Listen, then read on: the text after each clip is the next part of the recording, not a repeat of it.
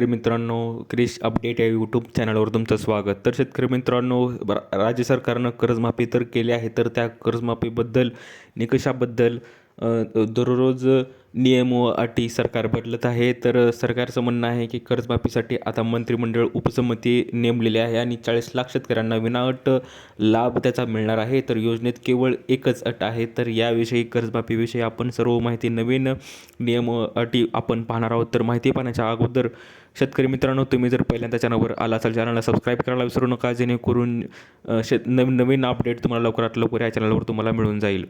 तर शेतकरी मित्रांनो, पाहूया की कोणत्याही राजकीय हेतू डोळ्यासमोर न ठेवता केवळ शेतकऱ्यांना सक्षम करण्यासाठी राज्य सरकारने सुमारे 40 लाख शेतकऱ्यांना विनाअट कर्जमाफी दिली आहे. मात्र राज्यातील जिल्हा सहकारी बँका टिकल्या पाहिजे, त्यासाठी यापूर्वीच्या कर्जमाफीचा लाभ घेतलेल्या शेतकऱ्यांना फक्त 50,000 रुपयांची कर्जमाफी देण्याचा निर्णय घेतल्याची माहिती देवेंद्र फडणवीस यांनी शुक्रवारी दिली आहे. आणि राज्यातील बाजारी शेतकऱ्यांना दिलासा देण्यासाठी सरकारने पुण्यश्लोक अहिल्यादेवी होळकरी शेतकरी कर्जमुक्ती योजना जाहीर केली आहे. हे तुम्हाला माहीतच असेल. तब्बल 36,585 कोटी रुपये खर्चाच्या या योजनेतून सुमारे 56 लाख शेतकऱ्यांचे कर्ज माफ होणार आहे. सरकारने 2 लाखांपेक्षा मुद्दल व व्याज कमी कर्ज असलेल्या शेतकऱ्यांना विनाअट सर्व कर्ज माफ करण्याचा निर्णय घेतला आहे.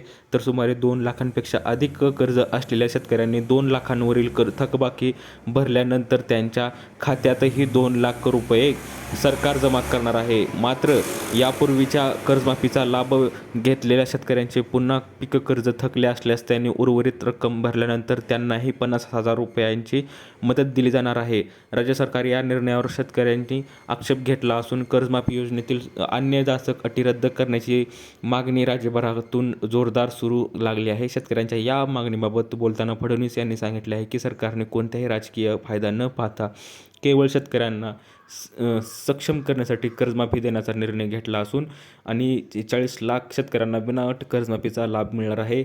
बँकिंग व्यवस्था कोलमडेल असं काही जणांचं म्हणणं आहे, पण या योजनेत केवळ एकच अट घातली आहे. राज्यातील जिल्हा मध्यवर्ती बँका टिकल्या पाहिजेत यासाठी ही अट टाकलेली आहे.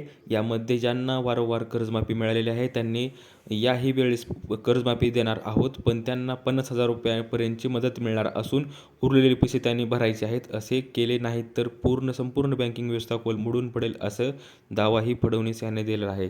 तर समितीवर जबाबदारी काय असेल? आता मित्रांनो, आपण पाहिलं असेल की आता जे कर्जमाफीबद्दल नवीन उपसमिती नेमलेली आहे, तर त्या समितीचं काम असणार आहे की सरकारने मुख्यमंत्र्याच्या अध्यक्षतेखाली एक मंत्रिमंडळ उपसमिती गठीत केली असून त्यात दोन्ही उपमुख्यमंत्री आणि काही ज्येष्ठ मंत्र्यांना समावेश करण्यात आला आहे. आणि ही कर्जमाफी जशी पुढे जाईल तशी त्यात येणाऱ्या अडचणी लक्षात घेऊन त्या सोडवण्याची जबाबदारी त्या समितीवर देण्यात आलेली आहे, अशी माहिती फडणवीस यांनी सांगितलेली आहे. तर कर्जमाफीबद्दल आपण पाहू शकतो की एकूण लाभार्थी 56 लाख शेतकरी आहेत. विनाअट कर्जमाफी आहे ते 40 लाख शेतकरी आणि योजनेचा खर्च आहे जवळजवळ 36,585 कोटी रुपये. आणि पूर्वी कर्जमाफी झाली होती, त्यांना घेतली होती ते असे शेतकरी आहेत ते 50,000 रुपयापर्यंत मदत मिळणार आहे. ज्यांनी कर्जमाफी घेतली होती 2019-20ची त्यांना फक्त आणि फक्त 50,000 रुपये मिळणार आहेत.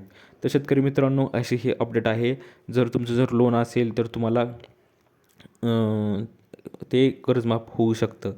तर अजून नवीन अपडेट्स सरकारकडून आले, नवीन नियम व अटी शिथिल झाल्या तर मी तुम्हाला लवकरात लवकर कळवेनच. दिलेली माहिती समजली असेल तर व्हिडिओला लाईक करा, जास्तीत जास्त शेअर करा, चॅनलला सबस्क्राईब करायला विसरू नका. तर भेटूया पुढच्या व्हिडिओमध्ये. तोपर्यंत धन्यवाद.